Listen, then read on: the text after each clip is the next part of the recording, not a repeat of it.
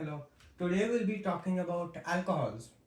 So now in organic chemistry, what is an alcohol?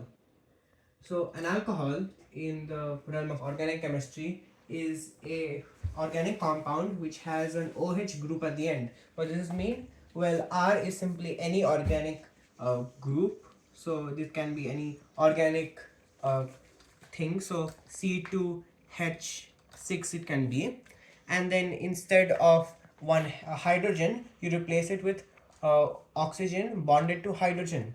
So instead of this, we will have C2H5.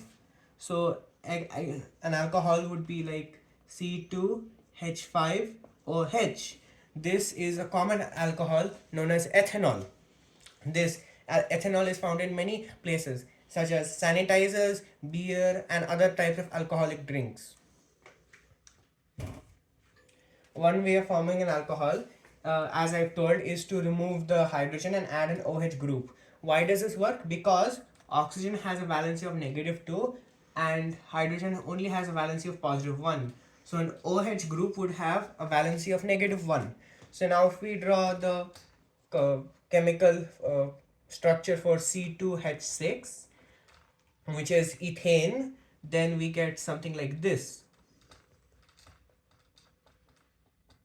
As you can see, there are 3 hydrogens around each carbon, and for making this ethanol, we simply swap out one of the hydrogens for a OH group. So let me just draw this.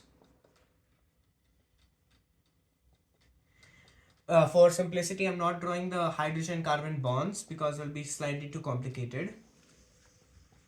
So here you can see that this has been replaced with an OH group which bonds to this. Some other types of alcohols are CH3OH, which is methanol, C2H5OH, which I have said is ethanol. So let me just write methanol.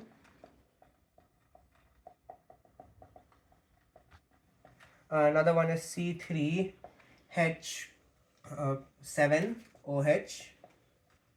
Wait. This is known as propanol. And finally C4H9, which is OH, which is butanol. Sorry for that thing forming. So these are what is the definition of alcohol. This is the structure of an alcohol, and this is some type of alcohol. A fun fact about alcohol: ethanol is one of the most commonly drunken alcohol, being present in most beers and vodka. For example, vodka actually has 70% alcohol, which is ethanol. Ethanol is also useful in other regions like disinfectants and sanitizers.